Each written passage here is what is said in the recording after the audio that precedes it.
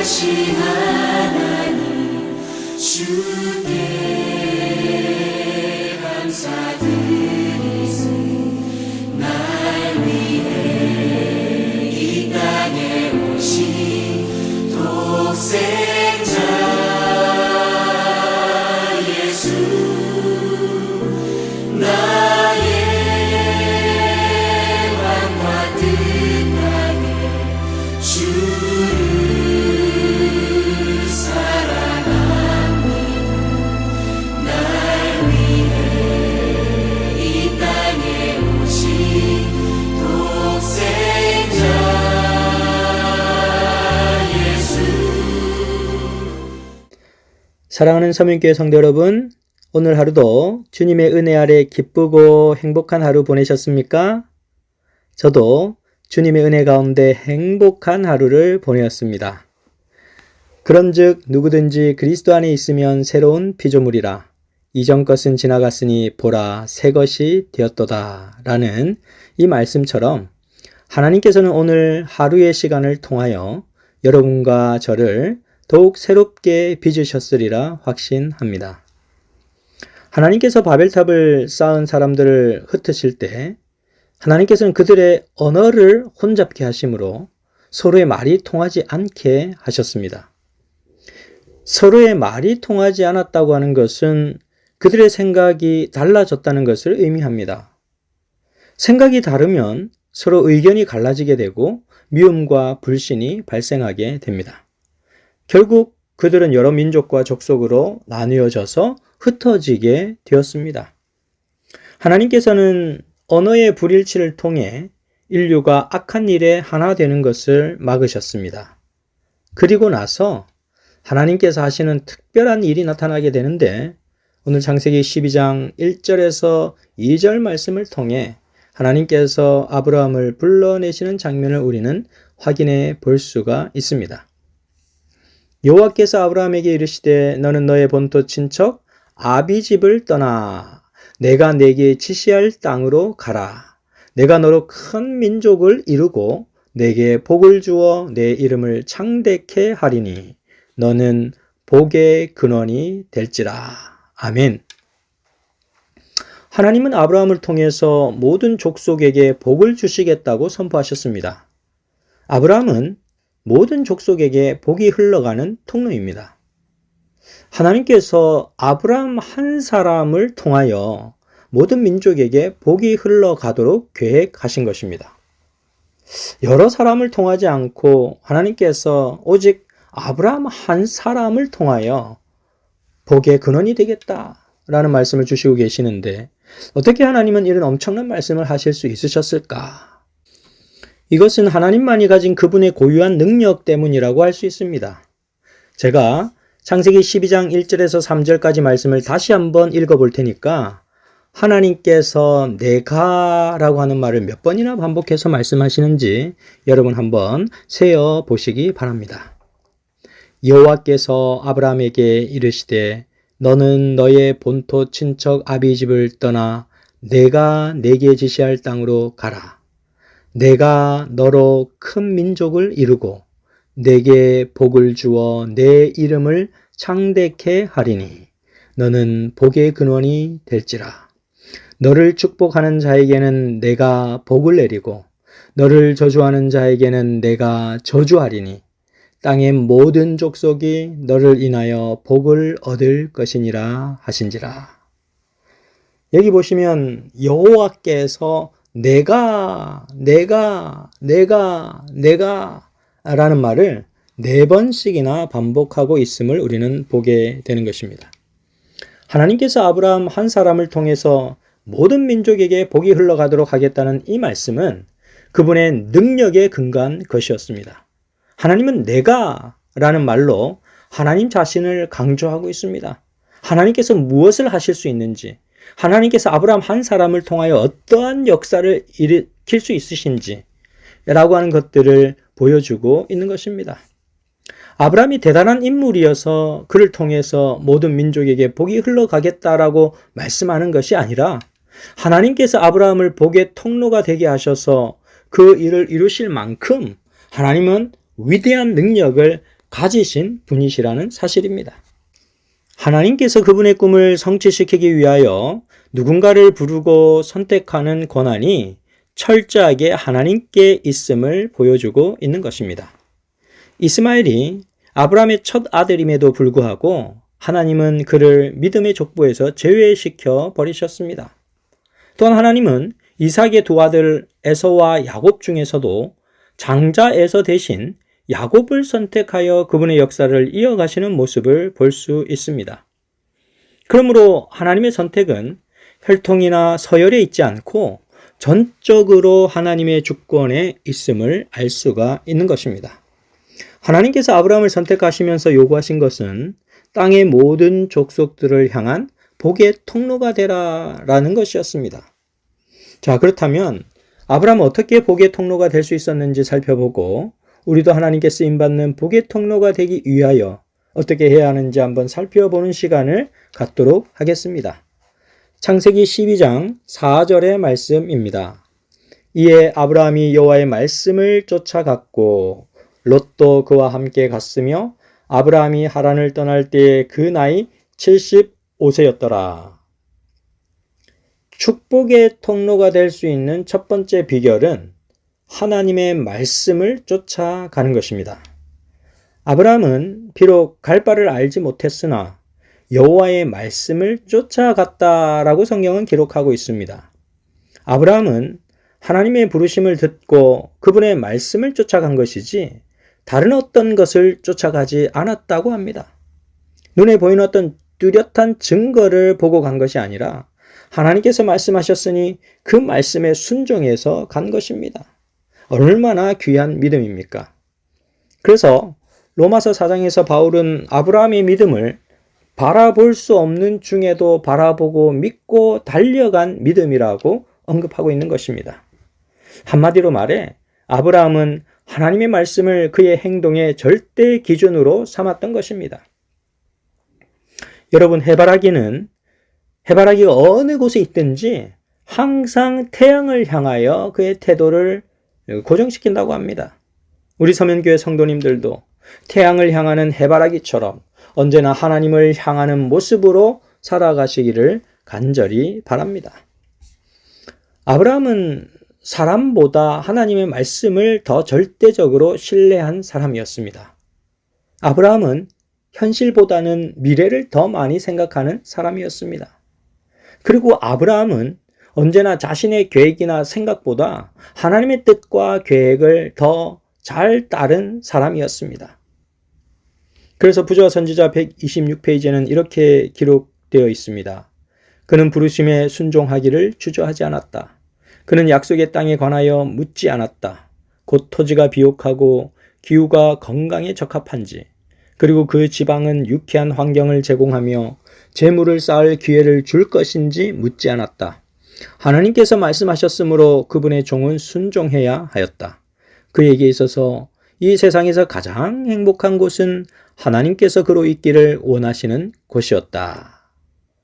하나님께서 있기를 원하시는 곳에 있는 사람처럼 행복한 사람이 있을까요? 하나님께서 내게 말씀하신 그 말씀을 그대로 쫓아 살아가는 사람이 바로 그러한 사람인 것입니다. 창세기 12장 8절에서 9절 말씀을 보시면 거기서 베델 동쪽 산으로 옮겨 장막을 치니 서쪽은 베델이요 동쪽은 아이라. 그가 그곳에서 여호와께 제단을 쌓고 여호와의 이름을 부르더니 점점 남방으로 옮겨갔더라 라고 기록하고 있습니다. 가나안 땅으로 들어간 아브라함은 세겜 땅 모래 상수리 나무에 이르러 그곳에서 제단을 쌓고 또 베델 동쪽 산으로 옮겨 장막을 친 뒤에 그곳에서도 제단을 쌓았습니다. 그리고 그곳에서 여호와 하나님의 이름을 간절히 부르며 예배하는 모습을 보여주고 있습니다. 믿음의 길을 걷고 있는 아브라함은 그가 머무는 곳곳에서 하나님을 위한 제단을 쌓았습니다. 그리고 그가 머물다가 떠난 자리에는 항상 여호와 하나님을 섬겼던 제단이 흔적으로 남아 있었습니다. 아브라함이 하란을 떠날 때 그의 나이가 75세였다라고 합니다. 이런 늦지막한 나이에 무언가를 성취하기 위해서 무모하게 도전할 수 있는 그런 나이가 아니라 지금 그의 나이는 75세로 안정적인 삶을 추구하는 나이입니다. 그리고 삶의 뒤안길을 준비해야 하는 그런 시기인 것입니다. 그러나 하나님은 이러한 때에 어떤 것도 기대할 수 없는 시점에서 그를 불러내신 것입니다. 아무런 희망이 없다고 생각될 때, 이제는 끝이라고 생각될 때, 여러분 하나님의 말씀을 쫓아 그분께서 내시는 길을 걸어가 보시기 바랍니다. 하나님께서는 아브라함처럼 분명히 여러분들을 축복의 통로로 사용해 주시리라 확신합니다. 아브라함이 축복의 통로가 될 수 있었던 두 번째 비결은 익숙한 곳을 떠나는 것이었습니다. 아브라함은 하나님의 부르심에 응답하기 위해 본토 친척 아비의 집을 떠났습니다. 그리고 그는 하란을 떠났습니다. 그는 베델로 가서 제단을 쌓았고 또 그곳을 떠났습니다.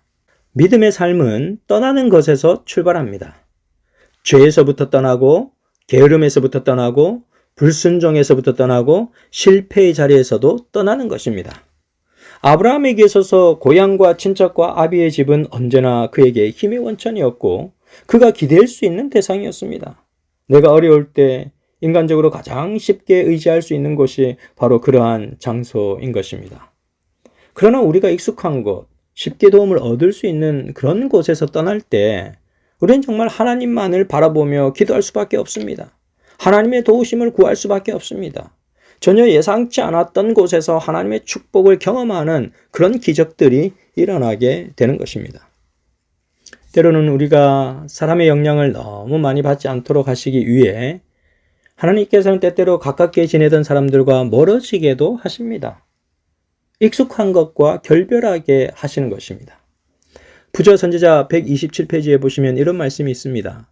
하나님께서는 당신 자신을 그들에게 계시하시기 위하여 그들을 인간의 감화와 도움에서 벗어나게 해서 당신의 도움의 필요를 느끼며 당신만을 의지하도록 하신다라고 말씀하시는 것입니다. 하나님께서 우리에게 떠나라고 하실 때는 분명히 그분께서 인도하실 새로운 길이 있음을 기억하게 되시기를 바랍니다. 당시 그 아브라함이 살던 우르라고 하는 지역은 사람이 만들어 놓은 최고의 문명을 누리던 곳이었습니다. 유프라테스와 티그리스 강가에 청동기 초기 문명이 발생한 곳입니다. 대부분의 서민이 2층 집에 살았고 중산층은 방이 한 14개쯤 되는 그런 큰 집에 수세식 화장실까지 다 갖춘 그런 문명을 누리던 곳이 우르라고 하는 지역이었습니다. 그러나 그에 비해서 하나님께서 지시하는 땅 가나안이라고 하는 곳은 문명의 빛을 전혀 경험하지 못하는 그런 곳이었습니다. 그러나 하나님은 눈에 보이는 환경을 넘어 하나님의 비전을 향해 나아가는 사람들을 주목하실 뿐만 아니라 그들의 삶을 축복하시고 그들을 축복의 통로로 삼아 주신다는 것입니다. 아브라함은 하나님을 믿었고 그분의 약속을 믿었기 때문에 떠나라라고 하시는 하나님의 부르심에 순종할 수 있었습니다. 또한 그는 순종했기 때문에 믿음의 조상이 될 수 있었습니다. 사랑하는 서민교회 성도 여러분, 위대한 삶의 시작은 바로 떠나라라고 하는 부르심에 대한 순종에 있다는 사실을 기억하시기를 바랍니다. 로버트 슐러 목사가 지은 시를 여러분들에게 잠시 소개해 드리고자 합니다. 유심히 잘 한번 들어보시기를 바랍니다. 절벽 가까이로 나를 부르셔서 다가갔습니다. 절벽 끝에 더 가까이 오라고 하셔서 더 가까이 다가갔습니다. 그랬더니 절벽에 겨우 발을 붙이고 서 있는 나를 절벽 아래로 밀어버리는 것이었습니다. 물론 나는 그 절벽 아래로 떨어졌습니다. 그런데 나는 그제야 비로소 알았습니다. 내가 날 수 있다는 사실을. 우리는 고요한 바다를 순항하는 그런 인생을 살기를 원합니다. 아무런 걱정과 불평과 어려움이 없는 그런 인생을 살기를 원합니다. 하지만 주님은 때때로 우리를 폭풍 가운데로 우리를 이끌고 가십니다. 그때 우리는 주님을 바라보며 주님을 신뢰하는 법을 배우게 됩니다.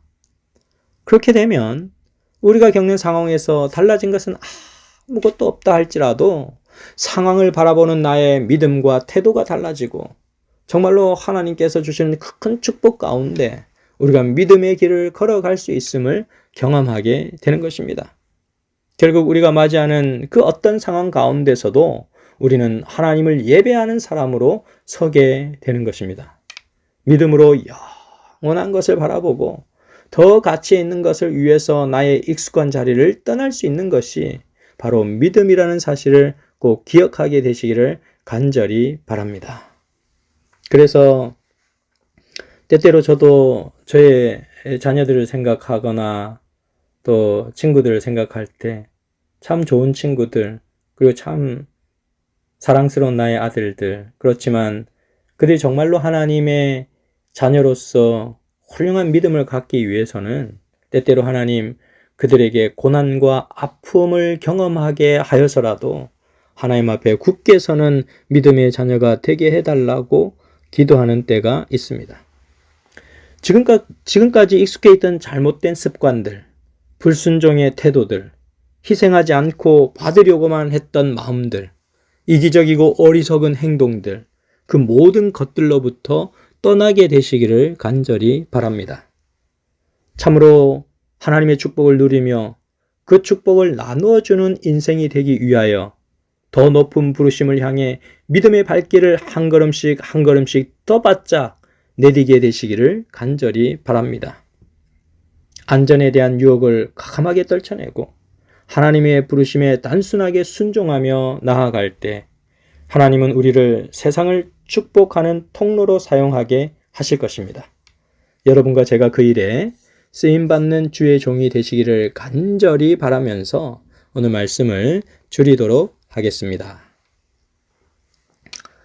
자, 이제 약속의 말씀을 붙잡고 기도하는 시간을 갖도록 하겠습니다.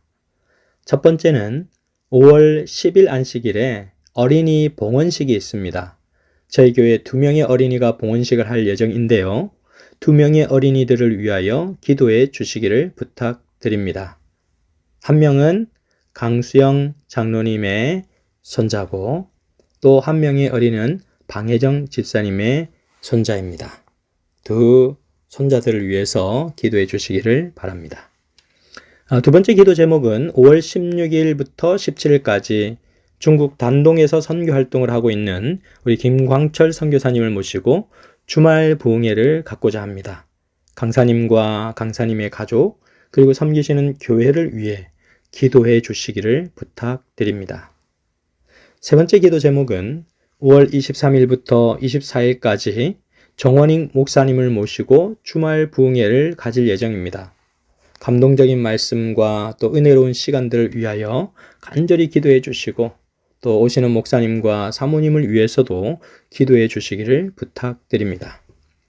그리고 5월 16일에서 17일까지의 주말 부흥회와 5월 23일에서 24일까지의 주말 부흥회, 두 주말 부흥회를 통하여 우리는 전반기 전도의 운영을 하고자 하오니 또 주위에 잃은 양이나 구도자들이나 이런 사람들을 다 초청해 주시기를 간절히 바라겠습니다. 그리고 네 번째는 5월 24일 안식일에 침례식이 있습니다. 침례 후보자인 김동훈 선생님, 정금자 사모님, 김호준 청년을 위하여 간절히 기도해 주시기를 부탁드리겠습니다. 자, 이제 저희들이 제시한 네 가지의 기도 제목을 가지고 함께 기도하고 오늘 예배를 마치도록 하겠습니다. 사랑이 많으신 하늘아버지, 오늘도 저희를 주님의 사랑 가운데 인도하여 주시고 또 화요 기도회로 초청해 주셔서 감사를 드립니다. 아버지 하나님, 오늘 예배를 통하여 우리가 어디에서부터 떠나야 하는지 또 무엇을 쫓아 가야 하는지 명확한 사실을 저에게 알려주시고 하나님의 비전을 볼 수 있도록 인도해 주셨으니 감사를 드립니다. 아버지 하나님, 5월 10일 안식일에 저희 교회 어린이 봉헌식이 있습니다. 2명의 어린이가 봉헌식을 할 예정이오니 하나님 그 두 어린이를 축복해 주시고 하나님의 자녀로 인도해 주시며 그들이 그 키와 그 마음이 자라나며 하나님을 닮아가는 자녀로 성장할 수 있도록 인도하여 주시옵소서. 아버지 하나님, 5월 16일과 17일 중국에서 선교활동을 하고 있는 김광철 선교사를 통하여 우리가 하나님의 말씀을 듣고자 하오니 하나님 준비시켜 주시고 은혜스러운 말씀을 통하여 우리 사면교회가 더욱 부흥할 수 있도록 인도하여 주시옵소서. 아버지 하나님, 강사님과 강사님의 가족, 그리고 섬기시는 교회를 위해 기도드리오니 하나님 그 교회를 축복해 주시고 더욱더 아름다운 영혼 구원의 결실을 맺는 그런 교회가 될 수 있도록 인도하여 주시옵소서. 아버지 하나님, 5월 23일부터 24일까지 주의 사랑하는 아들 종 정원익 목사님을 모시고 저희들이 주말 부흥회를 가질 예정이오니 아버지 하나님, 감동적인 말씀으로 저희들의 마음을 움직여 주시고 저희들이 힘을 내어서 주께서 명하신 사명을 다 이루는 주의 교회가 될 수 있도록 인도하여 주시옵소서. 아버지 하나님, 5월 24일 안식일에 침례식을 예정하고 있습니다. 침례 후보자인 김동훈 선생님과 정금자 사모님, 김호준 청년을 위해 기도드리오니 아버지 하나님, 그들의 마음 가운데 성령의 충만함이 있도록 인도하여 주시고 예수 그리스도의 보혈을 통하여 구원받았음을 확신하는 믿음이 있도록 인도하여 주시옵소서. 우리를 죄에서 구원하여 주시고 오늘 또 예배에 참여하게 하시고 우리를 기도의 자리로 인도해 주신 고마우신 예수님 이름으로 기도드렸습니다. 아멘. 거룩하신 하나님, 주께 감사드리세. 날 위해 이 땅에 오신 독생